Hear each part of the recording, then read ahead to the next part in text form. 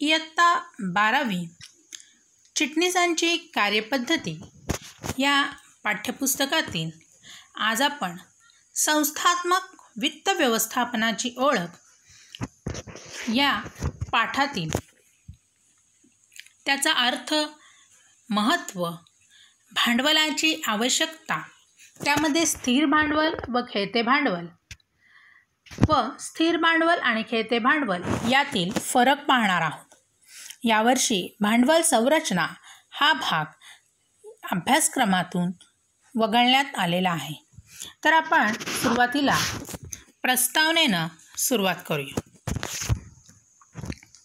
वित्त म्हणजे काय?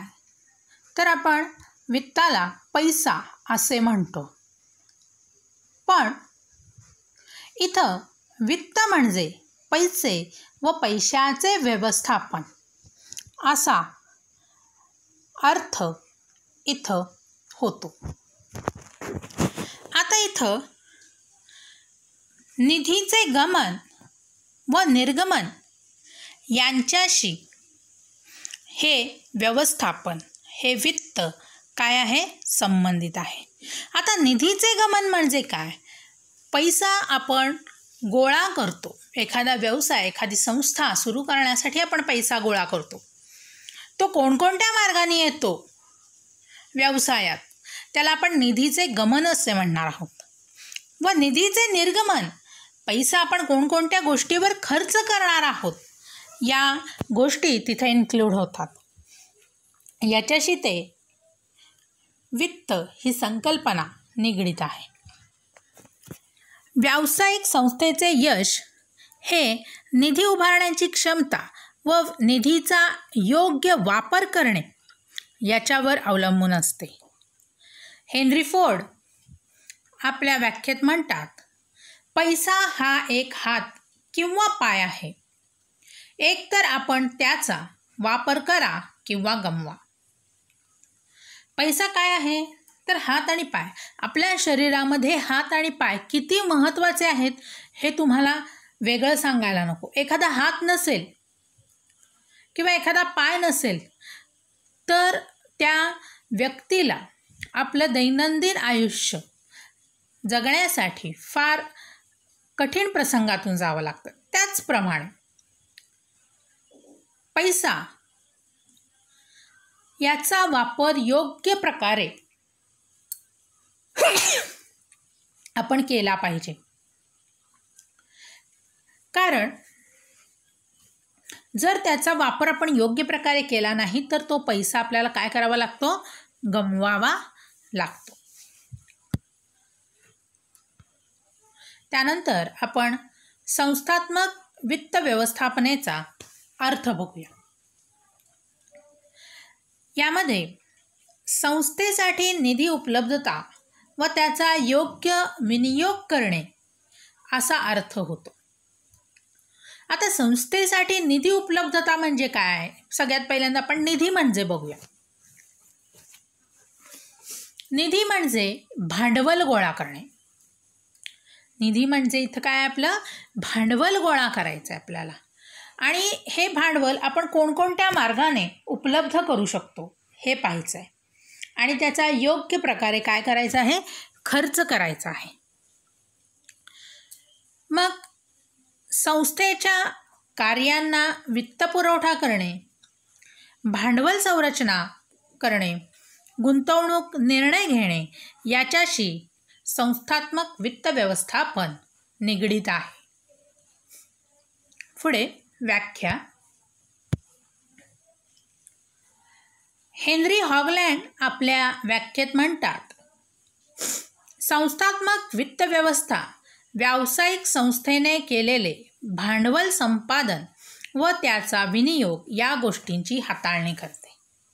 परत एकदा व्याख्या बघूया. संस्थात्मक वित्त व्यवस्था व्यावसायिक संस्थेने केलेले भांडवल संपादन. संपादन म्हणजे काय आहे? गोळा करणे. गोळा करणे म्हणजे काय आहे? तर तुम्ही स्वतःचं थोडंसं भांडवल घालायचं आहे, इतरांकडून भांडवल गोळा करायचं आहे, बँकेकडून काही कर्जाऊ रक्कम घ्यायची आहे. अशा प्रकारे तुम्हाला जे काही टोटल भांडवल लागणार आहे ते टोटल भांडवल तुम्ही तिथं काय करायचं आहे, जमा करायचं आहे. त्याला आपण भांडवल संपादन करणे असं म्हणूया. व त्याचा विनियोग या गोष्टींची हाताळणी करते. त्याचा विनियोग मग तुम्ही ते कुठं खर्च करणार आहे, त्याच्यासाठी तुम्ही किती मालमत्ता खरेदी करणार आहात, त्यासाठी किती यंत्रसामुग्री तुम्ही खरेदी करणार आहात, तसेच तुम्ही मजुरी किती लोकांना देणार आहात, तुम्ही स्टाफ किती ठेवणार आहात, तुमचा रोजचा पगार किती असेल, तुमचा मेंटेनन्स काय असेल, इतर सगळ्या या गोष्टी आहेत. त्या गोष्टी तुम्ही योग्य प्रकारे काय करायच्या आहेत, हाताळायच्या आहेत. नंतर वित्त व्यवस्थापक. आता वित्त व्यवस्थापक म्हणजे काय आहे, जी व्यक्ती किंवा ज्या व्यक्तींचा समूह वित्त व्यवस्थापन करते त्याला आपण वित्त व्यवस्थापक असे म्हणतो. वित्त व्यवस्थापक काही गोष्टींची खात्री देतो. आता वित्त व्यवस्थापक म्हणजे काय, थोडक्यात पैसा आलेला व पैसा गेलेला याची योग्य नोंद ठेवणारी व्यक्ती, तसेच आलेला पैसा आणि जाणारा पैसा कोठून येणार आहे, कोठे जाणार आहे याची तो काय करतो, आराखडा मांडतो. मग आपल्याला या आराखड्यावरनं काय समजतं की आपल्याकडे समाधानकारक व पुरेसे काय आहे, वित्त उपलब्ध आहे. समजा आपल्याला मोठ्या प्रमाणात आपल्या मालाला मागणी आलेली आहे, मग त्या प्रमाणात काय व्हायला पाहिजे, पुरवठा व्हायला पाहिजे. मग त्यासाठी आपल्याकडं किती माल शिल्लक आहे, त्या व्यतिरिक्त आपल्याकडे जर मोठी मागणी आलेल्यामुळं आपल्याला थोडा कच्चा मालही घ्यावा लागणार आहे. मग हा कच्चा माल घेण्यासाठी आपल्याकडं समाधानकारक व पुरेसं वित्त उपलब्ध आहे का हे सांगण्याचं काम हा वित्त व्यवस्थापक करत असतो. त्यानंतर निधीचा योग्य वापर.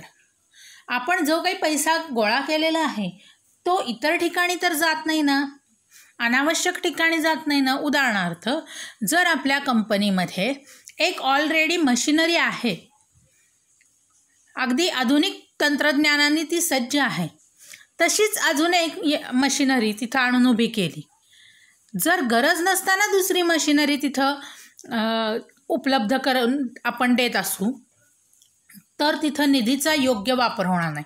मग तिथं निधीचा कसा योग्य वापर करायचं हे काम वित्त व्यवस्थापक करत असतात.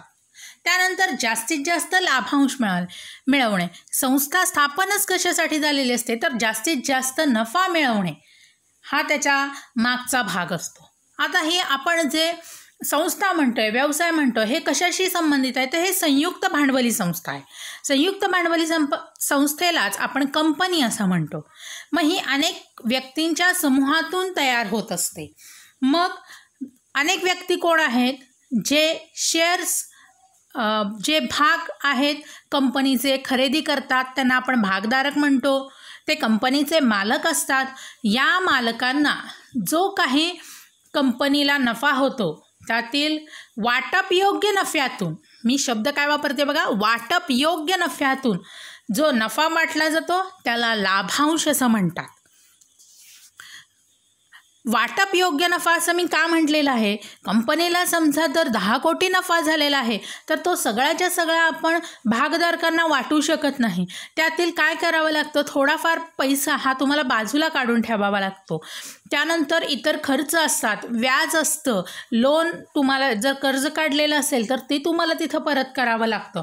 मग हे सगळं पैशांची तरतूद झाल्यानंतर जो काही शिल्लक नफा राहील तो त्याला आपण वाटप योग्य नफा म्हणणार आहोत. आणि शिल्लक राहिलेल्या नफ्यातील जो काही हिस्सा त्या भागधारकांना दिला जातो त्यांनाच आपण काय म्हणणार आहोत, लाभांश असं म्हणणार आहे. म्हणजे वित्त व्यवस्थापक काय काय गोष्टींची खात्री देतो तर समाधानकारक व पुरेसे तुमच्याजवळ वित्त उपलब्ध आहे, तुमच्या निधीचा योग्य वापर होत आहे, तसेच जास्तीत जास्त लाभांश हा भागधारकांना मिळवून देण्याचं कार्य हा वित्त व्यवस्थापक करत असतो. त्यानंतर वित्त व्यवस्थेचे आधार. वित्त व्यवस्थेच्या आधारामध्ये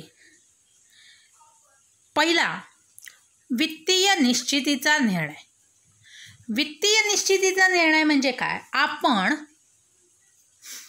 हे जे पैसे आहेत, हे भांडवल आहे, कोणकोणत्या मार्गाने गोळा करणार आहोत हे इथं निश्चित केलं जातं, त्याचा निर्णय घेतला जातो. पहिला आहे समहक्क भागभांडवल. तुम्हाला भांडवल गोळा करायचं ना, मग सुरुवातीला तुम्ही काय करणार आहात, तर तुमच्या कंपनीच्या भागांची विक्री करणार आहात, त्यालाच आपण समहक्क भागभांडवल म्हणणार आहे. त्यानंतर कर्जाऊ भांडवल. तुम्ही काही लोकांकडून, काही बँकांकडून काय करणार आहेत, थोडेफार पैसे उसने घेणार आहात. तुमचे आप्त स्वकीय आहेत, इतर कंपन्या आहेत, इतर लोकांकडून तुम्ही काय करणार आहात, इथं कर्जाऊ भांडवल घेणार आहात. त्यानंतर बँकेतून कर्ज घेणार आहात. चौथा सार्वजनिक ठेवी. सार्वजनिक ठेवी म्हणजे काय आहे? कंपनी जनतेला आवाहन करते, जसं भाग विक्रीसाठी आवाहन करते तसे कंपनी जनतेला काही ठेवी स्वीकारण्यासाठी आवाहन करते. मग या ठेवी कशा 10 वर्ष 20 वर्ष कंपनीकडे ठेवल्या जातात व त्याच्यावर ठराविक दराने व्याज हे मुद्दलाबरोबर परत केलं जातं, त्याला आपण सार्वजनिक ठेवी म्हणणार आहे. हे आपण दुसऱ्या टॉपिकमध्ये विस्तारानं पाहणार आहोत. आणि पाचवा कर्जरोख्यांची विक्री. कर्जरोखे म्हणजे काय आहे? हा एक कर्जाचाच प्रकार आहे. कंपनी काय करते, एक 20 वर्षासाठी 10 वर्षासाठी हे कर्जरोख्यांची विक्री करते. कंपनी जनतेस आवाहन करते आणि हा एक कर्जरोखा 5,000 10,000च्या पटीमध्ये, 1000च्या पटीमध्ये त्याची किंमत असते आणि ह्याच्यावर तुम्हाला ठराविक दराने व्याज द्यावं लागतं आणि ह्याची मुदत संपताक्षणी ते पैसे जनतेला काय करावे लागतात, परत करावे लागतात. मग अशा प्रकारे मग तुम्ही भांडवल गोळा करणार आहे, मग तुम्ही ते समहक्क भागांची विक्री करणार आहात का, कर्जाऊ भांडवल घेणार आहात का, बँकेतून कर्ज घेणार आहात का, सार्वजनिक ठेवी ठेवणार आहात का, कर्जरोख्यांची विक्री करणार. मग अशा एका पर्यायाची, अनेक पर्यायांपैकी एका पर्यायाची निश्चिती यामध्ये केली जाते. त्यानंतर वित्त व्यवस्थेचा दुसरा आधार वित्त गुंतवणुकीचा निर्णय घेतला जातो. मग असे आपण वेगवेगळे मार्ग बघितले की त्यातून आपल्याला काय करायचं आहे, तर भांडवल गोळा करायचा आहे.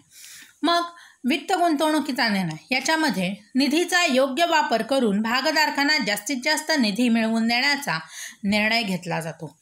म्हणजे निधी काय करायची आहे आपल्याला, निधीचा योग्य वापर इथं करायचा आहे, योग्य ठिकाणी त्याची इन्व्हेस्टमेंट करायची आहे, त्यातून जास्तीत जास्त तुम्हाला नफा मिळवायचा आहे आणि भागधारकांना तो द्यायचा आहे.